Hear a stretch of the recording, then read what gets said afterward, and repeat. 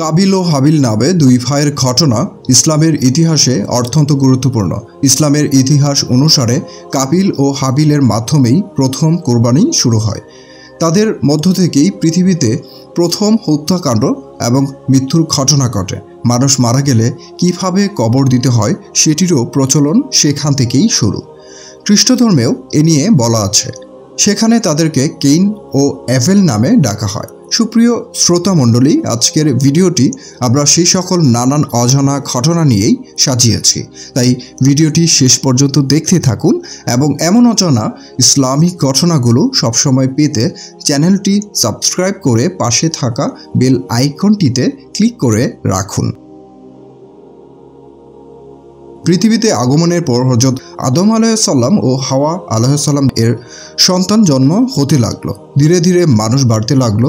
আদম আলাইহিসসালাম ও হাওয়া আলাইহিসসালাম যেহেতু পৃথিবীর প্রথম মানবী, তাই তাদের পরের প্রজন্ম যত সন্তান জন্ম হবে তারা সকলেই হবে ভাই বোন। নিয়ম অনুসারে ভাই বোনের মাঝে কখনো বিয়ে হয় না। সে হিসাবে এটি হতো পৃথিবীর শেষ মানব প্রজন্ম। এরপর মানবজাতি বিলুপ্ত হয়ে যেত। কিন্তু এখানে তো পুরো মানবজাতির অস্তিত্বের প্রশ্ন, তাই বিশেষ একটি ব্যবস্থার মাধ্যমে এর সমাধান করা হলো। বেবি হাওয়ার গর্ভে তখন সন্তান জন্ম নিত জোড়ায় জোড়ায়। প্রতি জোড়ায় একজন ছেলে আর একজন মেয়ে জন্ম। একই জোড়ার ছেলে ও মেয়ে পরস্পর বিয়ে করতে পারবে না। বিয়ে করতে হলে ভিন্ন জোড়ার কাউকে করতে হবে। কাবিল ও হাবিল ছিল ভিন্ন জোড়ার, তাই তাদের ব্যাপারটি স্বাভাবিক নিয়মের সমাধান হয়ে যায়। একজন আরেকজনের জোড়ার মেয়েকে বিয়ে করবে। কিন্তু এখানে একটি সমস্যা দেখা দেয়। হাবিলের জোড়ার মেয়েটি তেমন সুন্দরী ছিল না। সেই তুলনায় কাবিলের জোড়ার মেয়েটি ছিল অনেক বেশি সুন্দরী। নিয়ম অনুসারে হাবিল অধিক সুন্দরী মেয়েকে পায় আর কাবিল পায় কম সুন্দরী মেয়েটিকে। কিন্তু কাবিল বেঁকে বসে। সে হাবিলের জোড়ার মেয়েটিকে বিয়ে করবে না। যেভাবেই হোক নিজের জোড়ার সুন্দরী মেয়েটিকেই বিয়ে করবে। এমতো অবস্থায় পিতা হযরত আদম আলাইহিসসালাম একটি মীমাংসা করলেন। তাদের দুজনকে আল্লাহর নামে কুরবানি দিতে বললেন। যার কুরবানি আল্লাহ গ্রহণ করবেন তার ইচ্ছায় তিনি জয়ী হবেন। কার কুরবানি গৃহীত হলো আর কার কুরবানি গৃহীত হলো না তা কিভাবে বোঝা যায়? তখনকার কুরবানি এখনকার কুরবানির মতো ছিল না। সে সময়ে কোনো জিনিস কুরবানি দিতে হলে আসমান থেকে আগুন এসে ওই জিনিসকে পুড়িয়ে দিত। কুরবানির বস্তুকে ভূমি থেকে উপরে কোনো এক স্থানে উপস্থাপন করা হতো। আকাশ থেকে আগুন এসে যদি বস্তুকে পুড়িয়ে দিত তাহলে বোঝা যেত আল্লাহর কর্তৃক কুরবানি গৃহীত হয়েছে। পিতা আদম আলাইহিসসালামের দেওয়া মীমাংসা অনুসারে তারা উভয়ে কুরবানির ব্যবস্থা উপস্থাপন করল আল্লাহর কাছে। হাবিল একটি সুস্থ ও সুন্দর মোটাতাজা দুম্বা উৎসর্গ করল। কাবিল তার কিছুই নিকৃষ্ট মানের সবজি ও শস্য উৎসর্গ করল। তখন সবজি ও শস্য কুরবানির জন্য উৎসর্গ করা যেত। আল্লাহ রাব্বুল আলামিন হাবিলের কুরবানিকেই কবুল করলেন। উপর থেকে আগুন দিয়ে দুম্বাটিকে পুড়িয়ে নিলেন, কিন্তু কাবিলের শস্যকে কিছুই করলেন না। সে হিসাবে বিয়ের নিয়ম আগের মতোই রইল। হাবিল বিয়ে করবে কাবিলের জোড়ার জন্ম নেয়া মেয়েটিকে। কিন্তু কাবিল এই অপমান সহ্য করতে পারল না। সে ভাবল হাবিলের জন্য কোরবানি আল্লাহ গ্রহণ করেননি। কোরবানি কবুল না হওয়াতে এবং স্ত্রী হিসাবে কাঙ্ক্ষিত মেয়েকে না পাওয়াতে পাপিষ্ঠ ইবলিস শয়তানের উস্কানিতে সে অত্যন্ত ক্রোধান্বিত হয়ে গেল।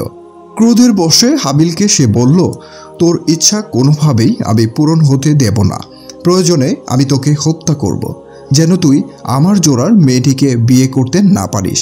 কাবিলের এমন আচরণে হাবিল কিন্তু অনেক সুন্দর একটি উত্তর দিয়েছিল। সে বলেছিল, আল্লাহ তাদের কুরবানিকেই কবুল করেন যার উদ্দেশ্য সৎ, আর তুমি আমাকে হত্যা করার উদ্দেশ্যে আমার গায়ে আঘাত করলেও আমি তোমাকে কিছুই করব না, কারণ আমি আমার প্রতিপালককে ভয় করি। কিন্তু এই কথায় কাবিলের উদ্দেশ্যের কোনো পরিবর্তন হলো না। ক্রোধের বশবর্তী হয়ে সে তার আপন ভাইকে হত্যা করল।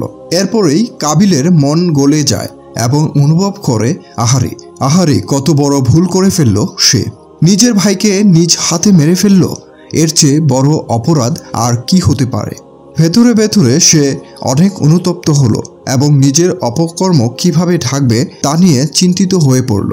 তখন মৃতদেহ সৎকারের ব্যাপারে কোনো নিয়ম তৈরি হয়নি, কারণ এর আগে কোনো মানুষের মৃত্যু ঘটেনি। মৃতদেহটিকে নিয়ে কি করবে এ নিয়ে যখন সে চিন্তায় মগ্ন, তখন দেখল একটি কাক তার ঠোঁট দিয়ে ঠুকরে ঠুকরে একটি গর্ত করল।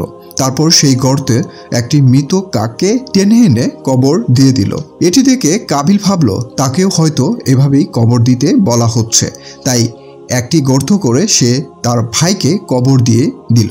ইসলামের ইতিহাস অনুসারে এটি ছিল মানব জাতির প্রথম কবর। কোনো কোনো উৎস থেকে জানা যায় কাক দুটি ছিল ফেরেশতা এবং এদেরকে আল্লাহ পাঠিয়েছিলেন যেন এদের দেখে কাবিল শিখতে পারে। পৃথিবীর ইতিহাসে প্রথম কবর তথা হাবিলের কবর এখনও দেখা যায়। এটি সিরিয়ার দামাস্কে অবস্থিত। দামাস্কের উত্তরে একটি স্থান আছে যা মাকতালে হাবিল বা হাবিলের হত্যাস্থল নামে পরিচিত। ইসলামের দৃষ্টিকোণে কাবিল ও হাবিলের ঘটনা তাৎপর্য অনেক। কাবিল ও হাবিলের ঘটনা উল্লেখের পরপরই কোরআনে অত্যন্ত গুরুত্বপূর্ণ একটি আয়াত আছে, যেখানে উল্লেখ আছে কেউ কাউকে হত্যা করলে সে যেন সমস্ত মানবজাতিকেই হত্যা করল, আর কেউ কারো প্রাণ রক্ষা করলে সে যেন সমস্ত মানবজাতিকেই রক্ষা করল। এ প্রসঙ্গে একটি হাদিস আছে, রাসূল সাল্লাল্লাহু আলাইহি ওয়াসাল্লাম বলেছেন, পৃথিবীতে যখনই অন্যায়ভাবে কোনো হত্যাকাণ্ড সংঘটিত হয় তখন পাপের একটি অংশ অবশ্যই আদমের প্রথম পুত্র কাবিলের উপর পড়ে, কেননা সেই প্রথম ব্যক্তি যে অন্যায় হত্যাকাণ্ডের সূচনা করে।